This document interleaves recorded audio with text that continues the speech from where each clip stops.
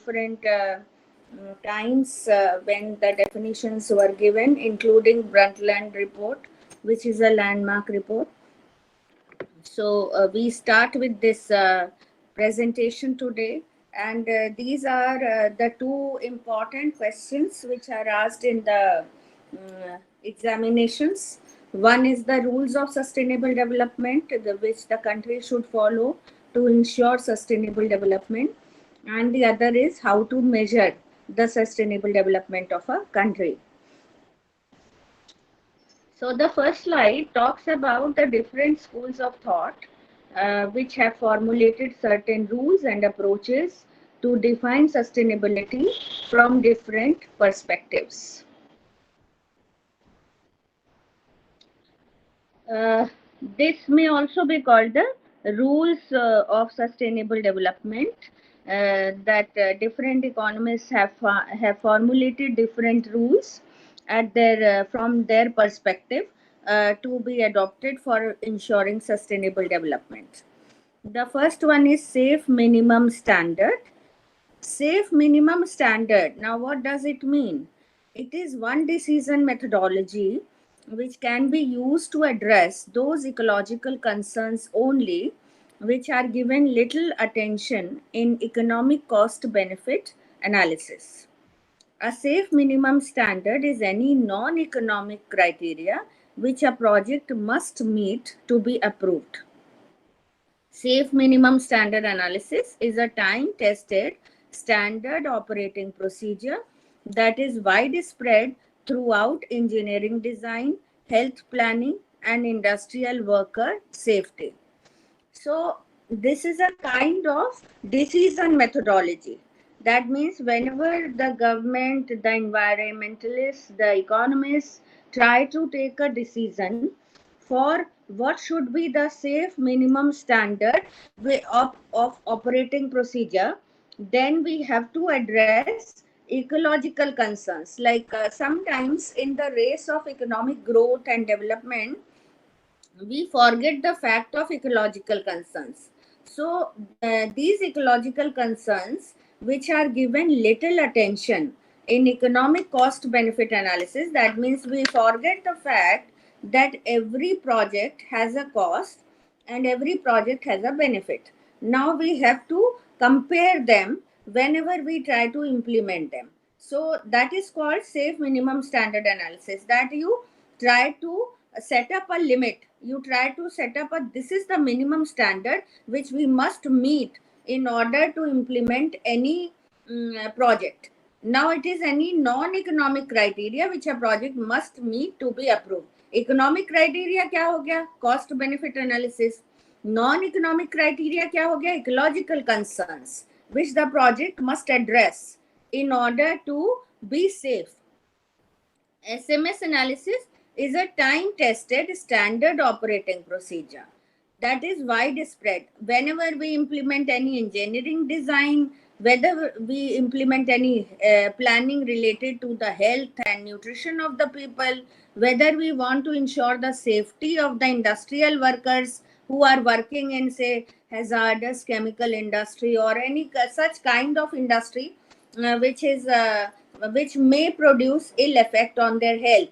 So in those kind of projects, the people, the industrialists, the employers must keep in mind the non-economic criteria, that is what is the ecological concern which is going to be aroused when we try to implement that project. That is called safe minimum standard. That is a rule that you have to follow this rule, that this is the minimum standard of safety which we need to follow. So this is how we talk about the safe minimum standard, which is one of the rules of environmental concerns. Now the second rule is Hartwig-Solow rule. Hartwig-Solow were environmental economists who talked about contemporal equity. That is their rule, intertemporal equity. And what is that? That the future generations are able to be at least as well off as current generation. by maintaining the constant levels of society's capital stock. Now, capital stock means that what you have in terms of resources, what you have in terms of natural resources, what you have in terms of non renewable resources. These things will have to be kept in mind, and you have to say that the capital stock which is subject to depreciation should not be facing that. That means you have to maintain that level of society's capital stock, because if it is going to be depreciated, that means the future generation will be getting not that much capital stock which the current generation is, or the natural resources will be depleting or exhausted with the use, unjudicious use. So what we have to follow is that the natural resource exhaustion must be translated into the flows of income. That means, in other words, you can say optimal allocation of natural resources must be ensured. That the use of natural resources should not go in waste. They should be translated into incomes that are invested into other forms of capital. Now, automatically, if income will increase, it will create, employment, savings, investment, and in a way it is going to generate more capital for the future generation.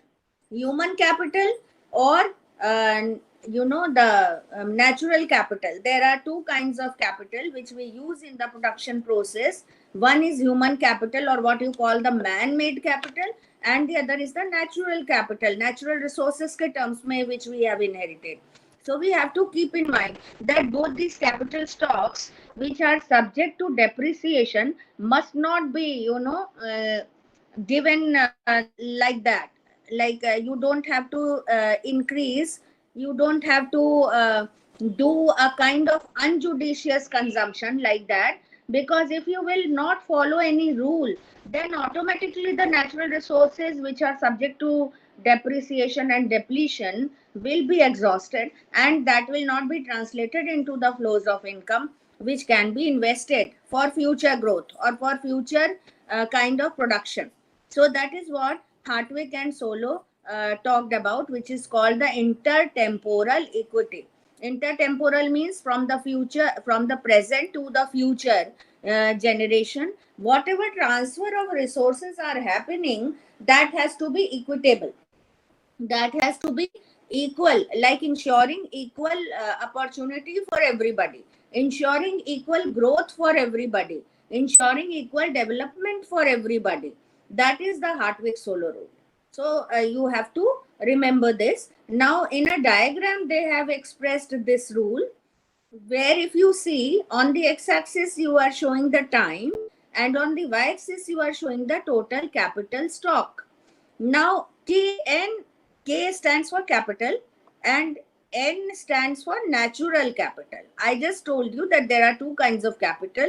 One is natural capital, which is represented by the downward sloping capital stock curve, which is Kn, and the other is Km. Km is what?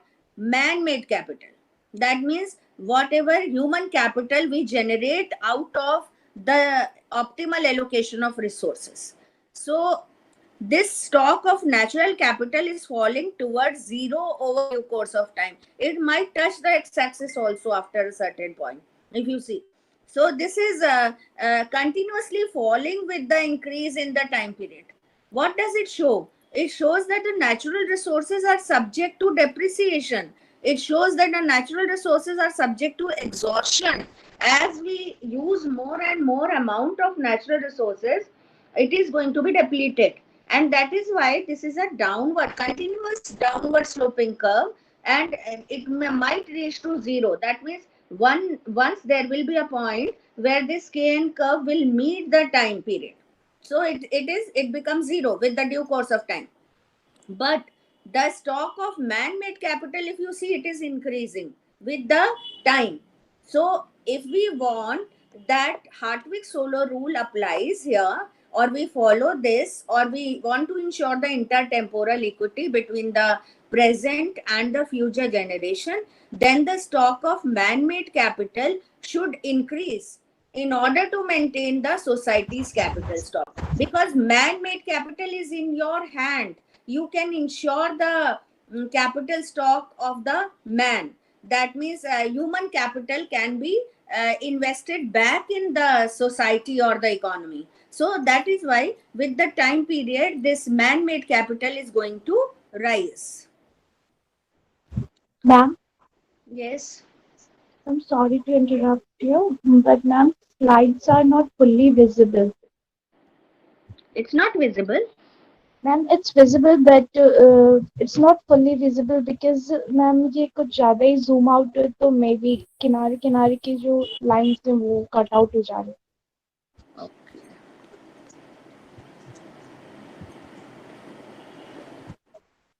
Anyway, we'll.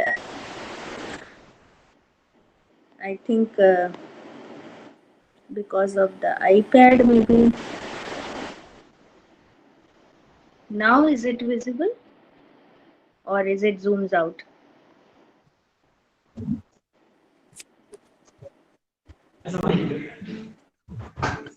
Ma'am, if we rotate our phones, it's visible. Like we can Okay. rotate it, then it can be visible. So Anjali, you you can can do rotate that. your phone.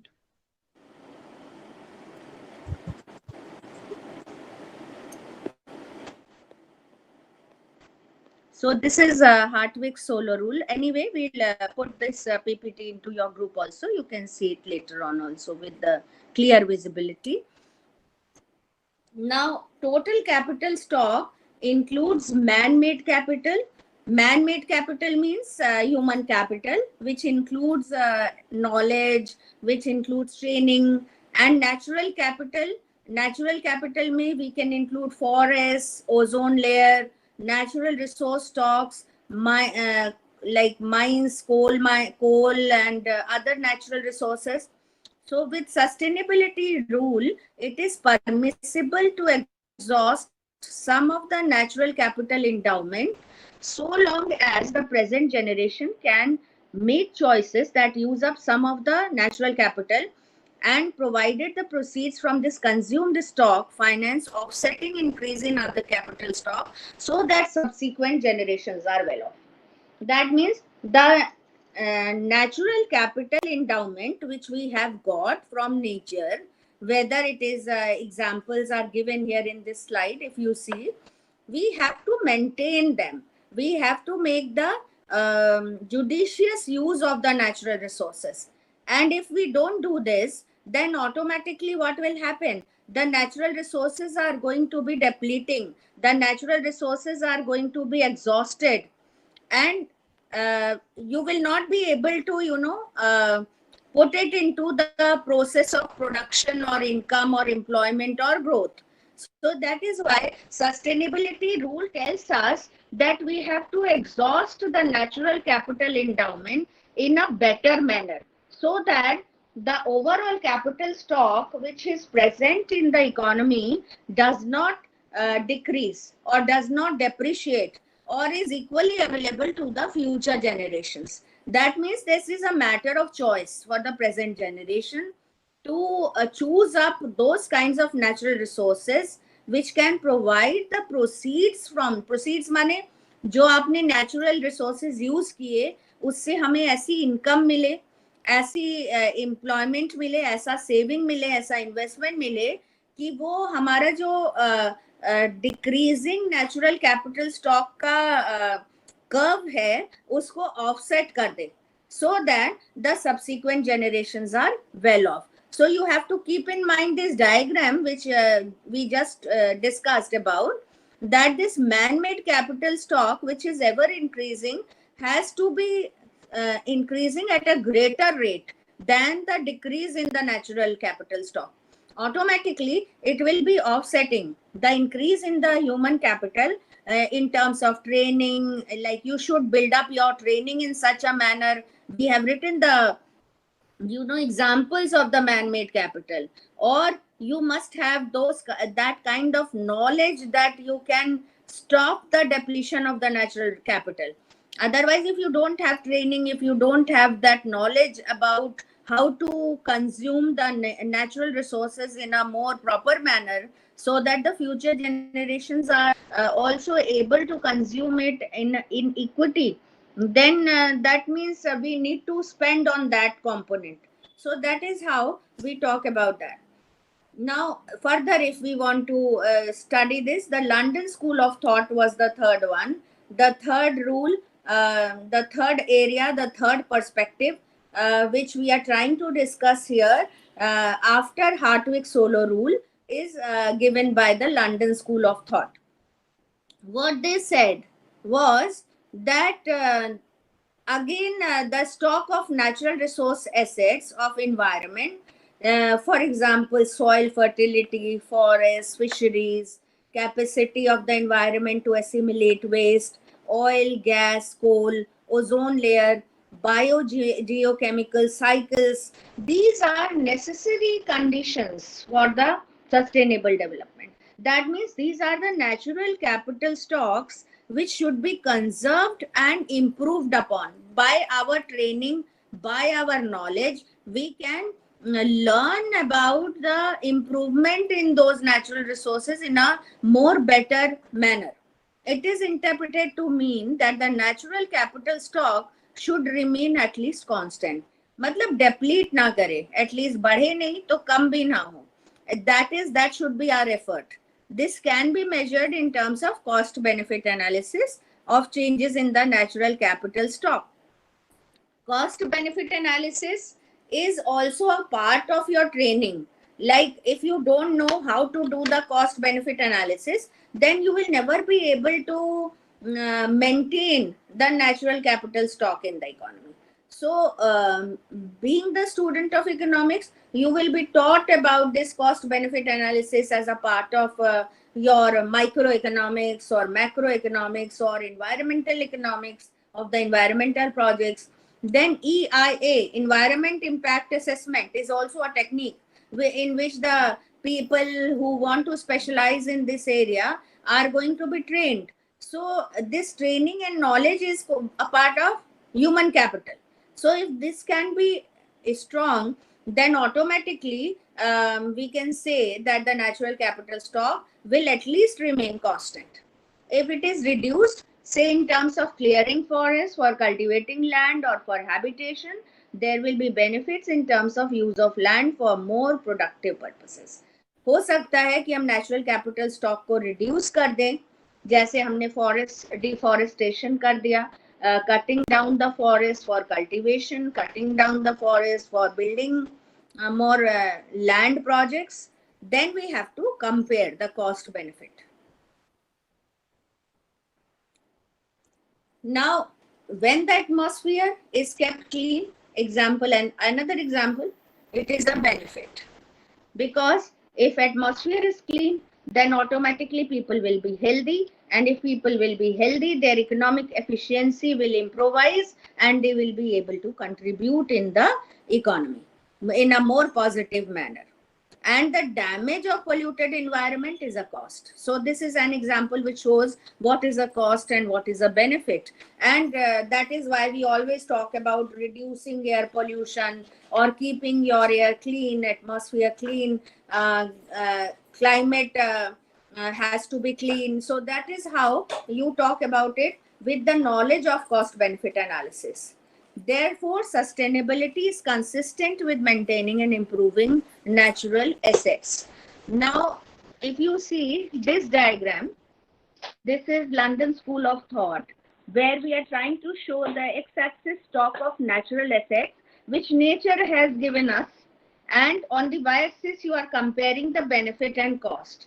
If you see, the benefit curve is represented by capital B and cost curve is represented by capital C. Now we can show its explanation. The stock of natural assets is shown on horizontal axis and benefits and cost on the y-axis. This is clear that what you are showing on x-axis and what you are showing on y-axis. Now the cost curve shows that as the stock of natural asset is increasing, the cost is also going to rise, you know. So there are increasing costs in the form of foregone benefits for not conserving the environment. That means if you will have more and more stock of natural assets, and if you don't have the training or the knowledge of cost benefit analysis, then automatically it will result in depletion of natural assets, it will result in exhaustion of natural assets, and the cost curve will rise as the stock is rising. Now the benefit curve, which is like this, it shows the benefits to users and non-users of natural environment.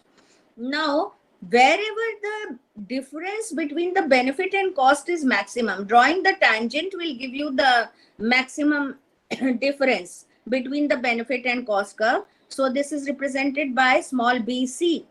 So this shows that this is the optimum capital stock Kn, where the economy should stop. Because beyond that, if you go, then benefits are more than the cost, but the difference is not maximum. And then there will be a point where they both become equal. And beyond this point, if you see, the cost goes up and the benefits goes down. So the optimum level of capital stock is Kn, where B and C, small bc, is the maximum difference or gap between the benefits and cost, which shows this is the optimum level or the safe, rule of sustainable development. The difference is equal to be Kn,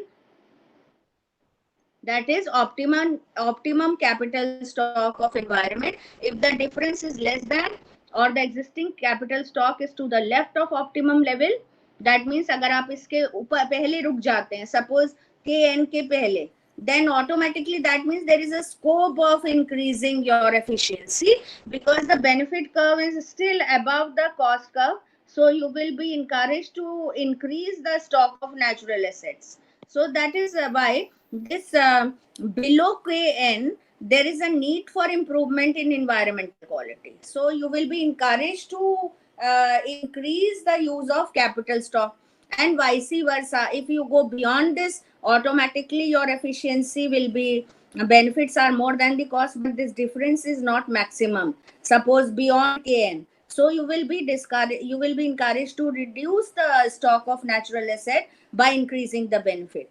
So that is why Kn is the optimum point.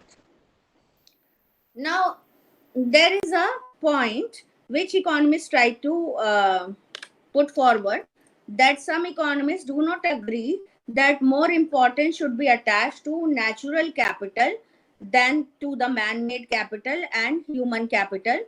According to them, sustainable development relates to the conservation and improvement of the overall capital stock, comprising natural, man-made and human. That means you cannot prioritize कि हाँ ये capital stock ज़्यादा important है या वो important है. All the capital stock, whether it's natural like forest, soil and all those, or the man-made or human capital stock like training and knowledge, both are important. And if we want to increase the efficiency, and if we want to transfer the equity and the rule of equity or rule of sustainable development to the future generation, then we have to follow this rule also. I hope till third rule it is clear to all. Please tell yes or no. 3 rules we have covered: safe minimum standards, Yes, ma'am. then Hartwig Solo, and then London School. Okay, so now the 4th rule is Herman Daly's operational principle for sustainable development. What he said about the principles, why it's called operational principles? Because he formulated 4 principles of sustainability. First, Daly calls upon the need to maximize resources efficiently with respect to renewable resources by exploiting them on a profit maximizing sustainable yield basis.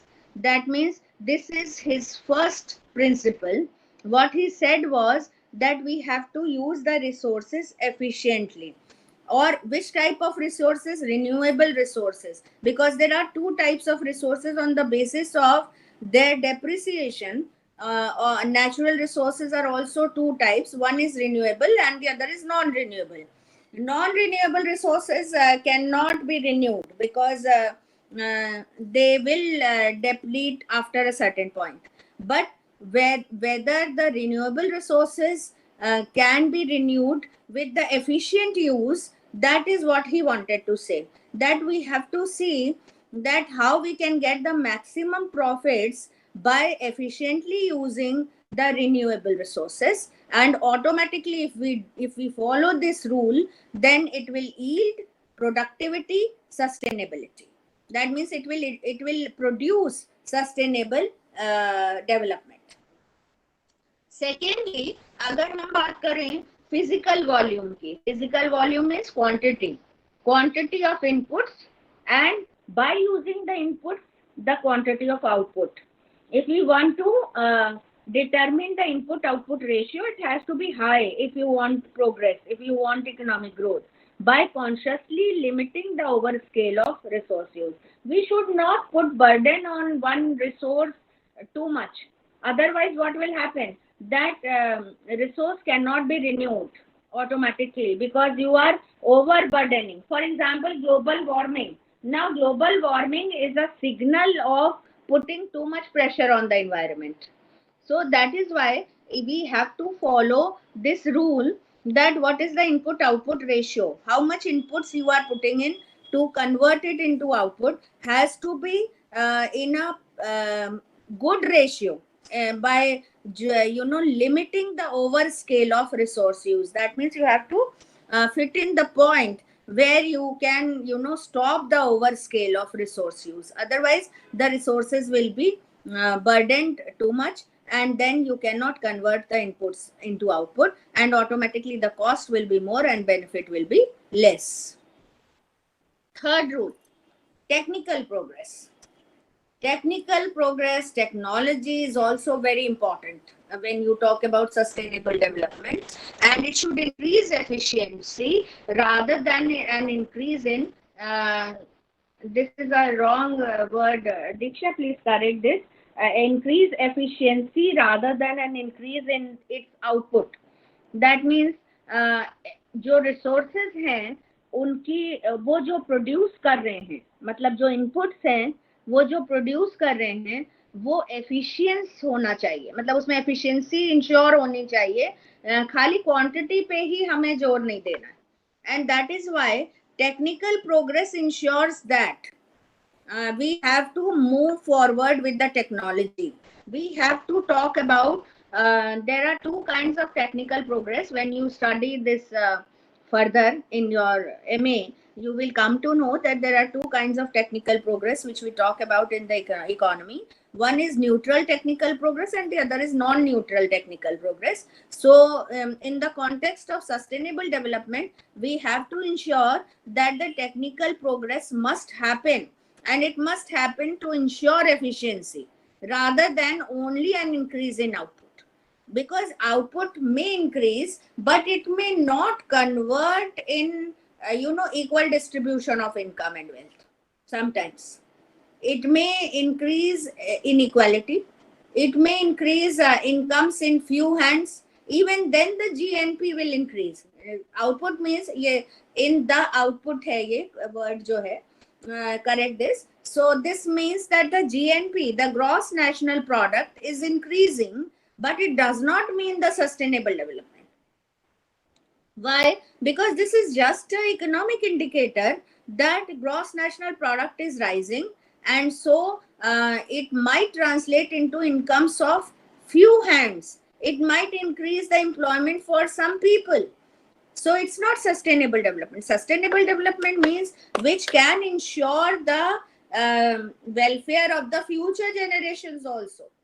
And that means we should give more emphasis on efficiency, efficient use of resources, efficient use of technology. That is what is the third principle of Delhi. And the fourth principle is non-renewable resources ke terms mein he said to maintain the total stock of natural capital by depleting non-renewable natural components at a rate corresponding to the creation of renewable substitutes. जैसे mineral deposits. Now coal is a mineral deposit. Now it is non-renewable. Coal is given by the nature, and maybe once you overuse the coal mines, then automatically you will not be having the coal for extra generation of, say, electricity. Now in that case, you will search for alternative, and that means the creation of renewable substitutes. You want some other source, you want some other renewable substitute which can create electricity in the same manner as you did with the mineral deposits, you know. So this is how we talk about the maintaining the total stock of natural capital, that you are finding the renewable substitutes for the non-renewable components. जो आप renew नहीं कर सकते उसकी जगह आप जो renew कर सकते हैं उन सब्स्टिट्यूट्स को फाइंड करने की कोशिश करिए. जैसे आजकल एग्जांपल में आप लिख सकते हो solar panel. Now solar panel की इलेक्ट्रिसिटी में यूज बता रहे. Now that is a kind of renewable substitute which we are trying to do, because then we will have an alternative source of energy. So this is called maintaining the total stock of natural stock, not natural capital stock, by substituting the non-renewable sources with the renewable components. So these are the four principles which Herman Daly gave, which are called the operational rules for sustainable development. These are the four perspectives or rules for sustainable development. You can elaborate on them by looking at internet and the books which we have already told you, so you can elaborate. But this may be one of the questions on sustainable development, that what is sustainable development, and define the rules for sustainable development. And the next part is criteria for measuring the sustainable development, the measurement for sustainable development as suggested by economists. Now, these are the four measurement methods or criteria given by the different economists, which we will now do. The first one is Pearson-Atkinson measure, which is shortly called PAM.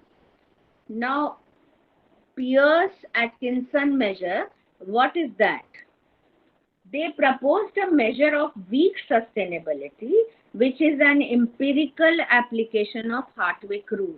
Now remember Hartwig solo rule.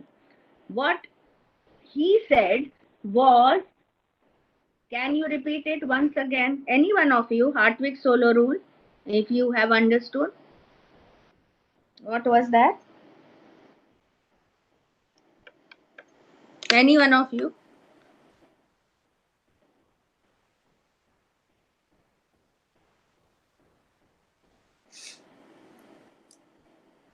बताइए, diagram याद है? Yes ma'am. हाँ बताइए.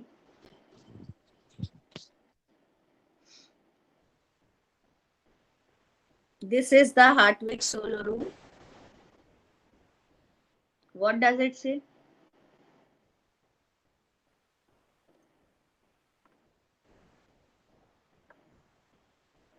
What does it say? Please tell me. Any one of you? That we have to maintain the current levels of capital stock, and what we can do, we can increase the man-made capital stock rather than natural capital stock. So that was the Hartwig solo rule. Now in brief, now what we are trying to do now is the measurement criteria suggested by Pearson-Atkinson. So they tried to empirically testify this Hartwig rule by proposing a measure of weak sustainability, which is called genuine savings.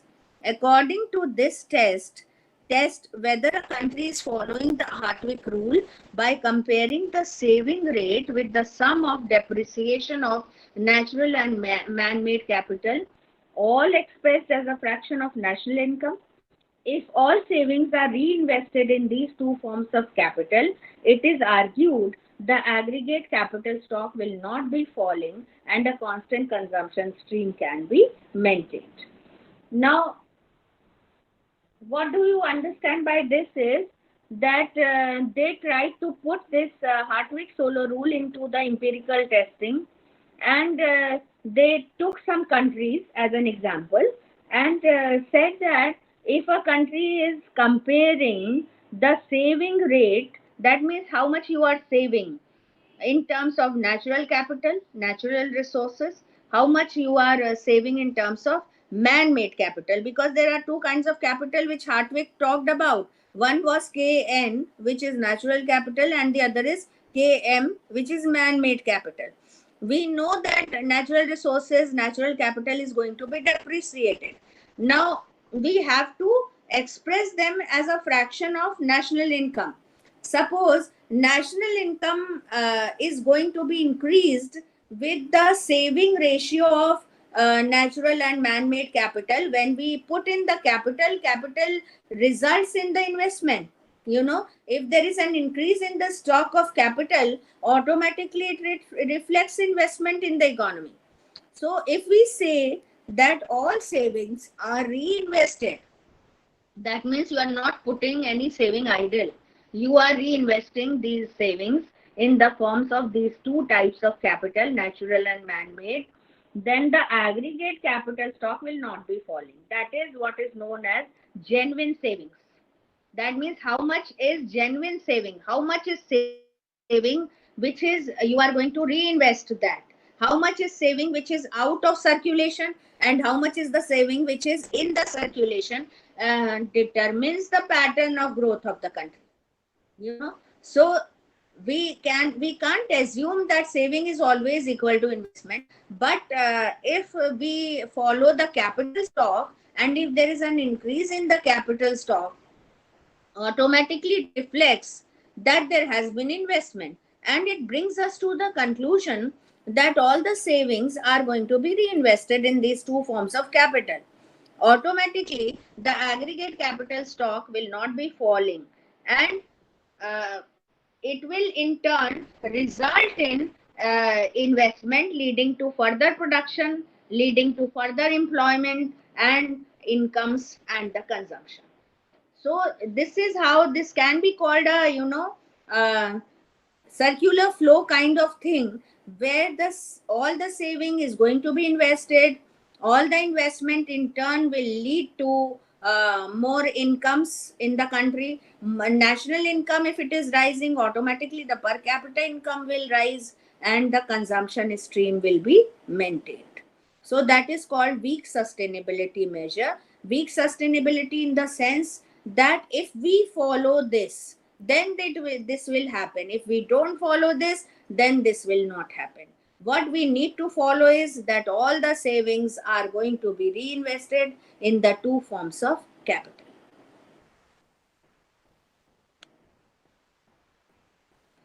This is a formula which gives you Peirce-Atkinson measure. S upon Y, that means saving as a fraction of income, minus SM, that is man-made savings, and SN, natural savings. SM is depreciation of alpha, or depreciation of man-made capital, and alpha N is depreciation of natural capital. They both are alpha, and this is saving. So fraction of saving out of the income minus what you have depreciated in terms of man-made capital and what you have depreciation in terms of natural capital. The difference of that will determine that what is your genuine saving. And genuine saving will be referred to as a weak sustainability measure. This can be allowed to decline so long as KM is built up in compensation. मतलब अगर ये difference जो है, जो man-made capital है, वो हमारा continued रहता है, because natural capital is not in our hands. So automatically no special condition is placed on the level of KN, that is natural capital. So only man-made capital is going to be in our hand, and this will be built up on compensation. That means you need to put up more investment in the form of training, in the form of knowledge, So it will follow that Kn and Km are essentially regarded as identical in this measure, and that is why you are finding out them in the big bracket. And if we find out their difference, then automatically all the savings which we get here will be reinvested in the economic growth process, and it will increase the consumption level of the people. So this money will be injected in the economy. This is what is known as weak sustainability measurement formula given by Peirce Atkinson. Now, criticisms of this measure. Firstly, empirically, it is very difficult to measure depreciation of natural capital. Because sometimes the natural capital cannot be measured in quantifiable terms. So that is also a problem. Second, it pays no attention to measures of intra-generational fairness in the distribution of income. Like for example, I told you कि अगर GNP बढ़ रहा है, अगर gross national product बढ़ रहा है, अगर ग्रॉस नेशनल इनकम बढ़ रही है, so it doesn't mean that it is equality prevailing there, equality in distribution of income and wealth. It may be resulting in inequality. Third, since the measure of resource changes in genuine saving is a money measure, changes in resource prices may mark changes in physical stocks in either a more or less sustainable direction. That means genuine savings को हम reinvest करते हैं, so that is a measure of resource change, which is called a money measure. But then simultaneously, suppose the prices of the resources are also going to increase, then automatically if prices for example becomes more than the contribution of these inputs into goods, then it will result in less sustainable direction. And if prices are less than the input changing into output, then it will be more sustainable direction. So it's not always empirically testified that you can say that if there is a resource change in genuine saving, then it is going to increase in a sustainable direction. So these are some of the criticisms of Pearson-Atkinson measure. We stop here for today's class because otherwise it will be too much for you to understand. And now please go through some of the articles or books available on internet. Like I have already made this PPT from ML Chingan. So that is, I will send the PPT to you and you can see them, search them on Google, just type this Pearson-Atkinson measure and you will get it. So you can elaborate on this. So this is all for today. If you want to ask anything from the backward, you can do.